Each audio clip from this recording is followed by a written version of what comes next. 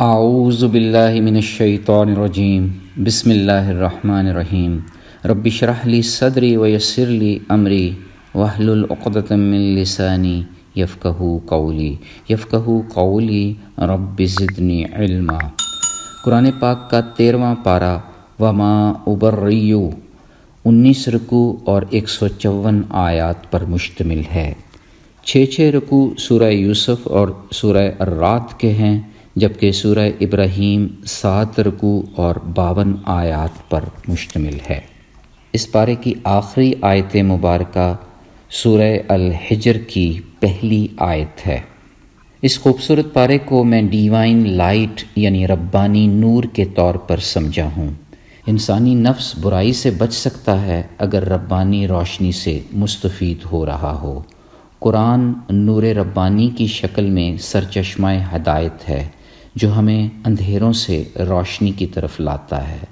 ربانی روشنی کا ذکر ہمارے دلوں کے اطمینان کا باعث بنتا ہے، یوں ہم برائی کا جواب اچھائی سے دیتے ہیں۔ پہلے رکوع میں حضرت یوسف علیہ السلام کے توسط سے یہ واضح کیا جا رہا ہے کہ انسان کا نفس تو بدی پر اکساتا ہے، مگر جس پر اللہ تعالیٰ کی رحمت ہو وہ بچ جاتا ہے۔ پھر اسی رکوع میں یوسف علیہ السلام کا عزیز مصر کی جانب سے مشیر خزانہ بنائے جانے کا ذکر ہے۔ اللہ رب العزت جس کو چاہیں نواز دیتے ہیں، نیک لوگوں کا ثواب ضائع نہیں کیا جاتا۔ دوسرے رکوع میں یوسف علیہ السلام کی بھائیوں سے ملاقات کی منظر کشی کی جا رہی ہے۔ یوسف علیہ السلام نے انہیں اپنے سگے بھائی بنیامین کو لانے کے لیے کہا۔ انہیں واپس لانے کی تدبیر کے طور پر سامان میں کچھ رقم رکھ دی۔ بنیامین کو واپس لانے کا حلفیہ اقرار کرنے پر حضرت یعقوب علیہ السلام کی طرف سے اسے ساتھ لے جانے کی اجازت مل گئی۔ حضرت یعقوب علیہ السلام نے انہیں شہر کے علیحدہ علیحدہ دروازے سے داخل ہونے کی نصیحت بھی کی۔ رکوع کی آخری آیت اس بات پر دلیل ہے کہ تدبیر اور تقدیر میں فرق ہے۔ تدبیر انسان کا کام ہے جبکہ تقدیر اللہ رب العزت کی شان ہے۔ تیسرے اور چوتھے رکوع میں احسن القصص بنیامین کی حضرت یوسف علیہ السلام سے ملاقات کو بیان کر رہا ہے۔ پھر انہوں نے نہایت دانش مندی سے بنیامین کو اپنے پاس رکھ لیا، گرچہ بھائیوں نے متبادل پیشکش بھی کی۔ واپسی میں بنیامین کو نہ پا کر حضرت یعقوب علیہ السلام کی حالت خراب ہو گئی۔ بیٹوں سے کہا کہ سب تمہاری سازش ہے، اور اللہ سے بیٹوں سے ملنے کی امید رکھی۔ پھر بھائیوں کا مصر کی طرف تیسرا سفر بھی اسی رکوع میں بیان کیا گیا ہے۔ بوڑھے باپ کی کمزوری اور بینائی چھن جانے کی خبر نے حضرت یوسف علیہ السلام کو بے قرار کر دیا۔ دل بھر گیا، آنکھوں سے آنسو جاری ہو گئے۔ پھر سب بھائیوں کا اظہار تعجب اور ندامت بھی اسی رکوع کا حصہ ہے۔ یوسف علیہ السلام کی طرف سے معافی اور حضرت یعقوب علیہ السلام کی بینائی لوٹ آنے کا ذکر بھی ہے۔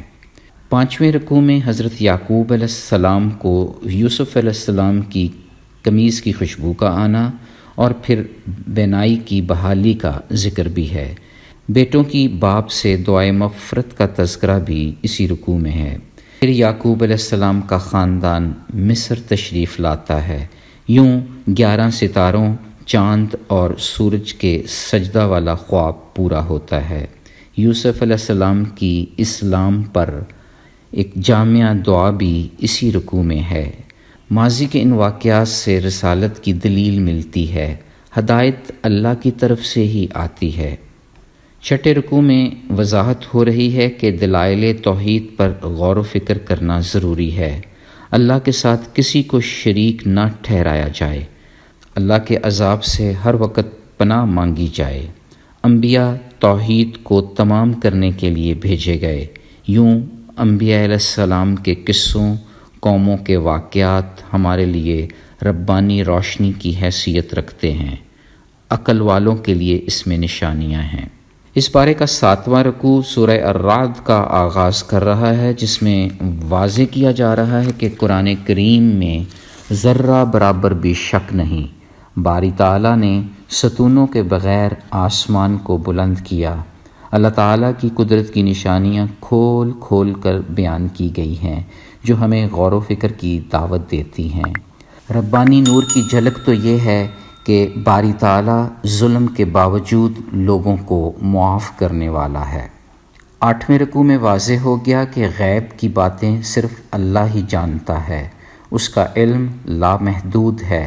ہر انسان کی حفاظت کے لیے 2 فرشتے معمور ہیں جو آفات سے بچاتے ہیں۔ یہ ربانی روشنی بھی مل گئی کہ اللہ تعالیٰ کسی قوم کی حالت اس وقت تک نہیں بدلتا جب تک کہ وہ خود اپنی حالت نہ بدلیں، اور یہ کہ بجلی اور بادل بھی اللہ تعالیٰ کی حمد و ثنا بیان کرتے ہیں۔ کائنات کی ہر چیز اللہ رب العزت کے سامنے سجدہ ریز ہے۔ ایک اللہ کی عبادت کرنے والے نور ہدایت آنکھوں اور دل کی بینائی رکھنے والوں کی طرح ہیں۔ ایک خوبصورت منطق بھی اس رکوع کی وضاحت کر رہی ہے کہ جیسے بارش کا پانی وادیوں میں ٹھہر جاتا ہے، ایسے ہی مومنوں کے دلوں میں قرآن ٹھہر جاتا ہے۔ اس پارے کا 9واں رکوع واضح کر رہا ہے کہ عقل مند اور بے عقل برابر نہیں ہو سکتے۔ اہل عقل ہی اہل جنت ہیں جو عہد و پیمان کو پورا کرتے ہیں، رشتے جوڑتے ہیں، صبر سے کام لیتے ہیں، نماز کی پابندی کرتے ہیں، رب کے دیے ہوئے رزق میں سے کھلے چھپے خرچ کرتے ہیں، برائی کا جواب اچھائی سے دیتے ہیں۔ 10واں رکوع یہ ربانی راز کھول رہا ہے کہ اللہ کے ذکر سے ہی دل اطمینان پاتے ہیں۔ جنت میں طوبیٰ جن کا ٹھکانہ ہے۔ 11ویں رکوع میں جنت کی نعمتوں کا بیان ہے۔ اہل ایمان کے لیے قرآن کریم کا نزول خوشی کا باعث ہے۔ یہ رکوع خواہشات کی پیروی سے بچنے کی ترغیب بھی دے رہا ہے۔ پھر اس پارے کا 12واں رکوع اور سورہ الرعد کا 6 یعنی آخری رکوع انبیاء کی بشریت اور تقدیر کو بیان کر رہا ہے۔ عذاب دینا اللہ تعالیٰ کے اختیار میں ہے، مگر مومنین کا انجام ہمیشہ شاندار ہوتا ہے۔ پھر اس پارے کا 13واں رکوع اور سورہ ابراہیم کا پہلا رکوع واضح کر رہا ہے کہ قرآن مجید ربانی نور کی صورت ہدایت کا سرچشمہ ہے، اندھیروں سے روشنی کی جانب لاتا ہے۔ موسیٰ علیہ السلام کی بعثت اور ان کا اپنی قوم کو واعظ اسی صورت میں بیان کیا گیا ہے۔ 14ویں رکوع میں یہ راز کھل گیا کہ شکر ادا کرنے سے نعمت بڑھتی ہے۔ رسول بھی ہماری طرح انسان ہی ہیں، لیکن اللہ اپنے بندوں میں جس پر چاہتا ہے احسان کرتا ہے۔ 15ویں رکوع میں انبیاء علیہ السلام کو فتح کی بشارت دی جا رہی ہے۔ زمین و آسمان کو بہترین تدبیر میں پیدا کیا گیا۔ 16ویں رکوع میں نیک اعمال کرنے والوں کے بہترین انجام کی بشارت دی جا رہی ہے۔ دنیا اور آخرت میں اپنی بات پر قائم رہنا ایسے ہی نیک لوگوں کا شیوا ہے۔ 17ویں رکوع میں اللہ تعالیٰ کی نعمتوں کا بیان ہے، نماز اور خیرات کا حکم ہے۔ 18ویں رکوع میں خلیل اللہ کی خوبصورت دعاؤں کا ذکر ہے، نماز قائم کرنے کی دعا، والدین اور مومنوں کے لیے دعا، جیسا کہ رب اجعلنی مقیم الصلاۃ ومن ذریتی ربنا وتقبل دعاء ربنا اغفر لی ولی والدی وللمؤمنین یوم یقوم الحساب۔ 19واں رکوع سبق دے رہا ہے کہ اللہ تعالیٰ نے ظالموں کو ڈھیل دی ہوتی ہے۔ اللہ رب العزت وعدہ خلافی نہیں کرتے۔ مزید واضح ہو گیا کہ قرآن پاک سرچشمہ ہدایت ہے۔ اس پارے کا مختصراً خلاصہ یہ ہے کہ ربانی نور انسانیت کے لیے ہدایت کا سرچشمہ ہے جو خالص رب کی رضا اور چاہت سے نصیب میں آتا ہے۔ احسن القصص اور دوسرے انبیاء کے قصے ربانی روشنی کی حیثیت رکھتے ہیں، عقل والوں کے لیے جس میں نشانیاں ہیں جو ہمیں غور و فکر کی دعوت دیتی ہیں۔ ربانی نور واضح کر رہا ہے کہ کسی قوم کی حالت اس وقت تک نہیں بدلتی جب تک کہ وہ خود اپنی حالت نہ بدلے، اور یہ کہ شکر گزاری سے نعمتوں میں اضافہ ہوتا رہتا ہے۔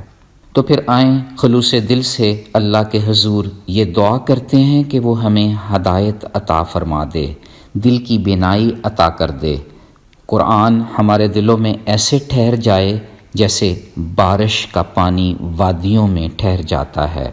یا رب ہمارے دل تیرے ذکر سے اطمینان پائیں۔ یا اللہ ہمیں عہد و پیمان پورا کرنے، صلہ رحمی کرنے اور اپنے دیے ہوئے رزق میں سے خرچ کرنے کی توفیق عطا فرما۔ یا کریم مولا ہمیں اپنا شکر گزار بندہ بنا لے، اور یہ کہ ہم برائی کا جواب ہمیشہ نور ربانی کی روشنی میں اچھائی سے دیں۔ آمین یا رب العالمین۔ سبحان ربک رب العزت عما یصفون وسلام علی المرسلین والحمد للہ رب العالمین۔ فی امان اللہ۔ اللہ حافظ۔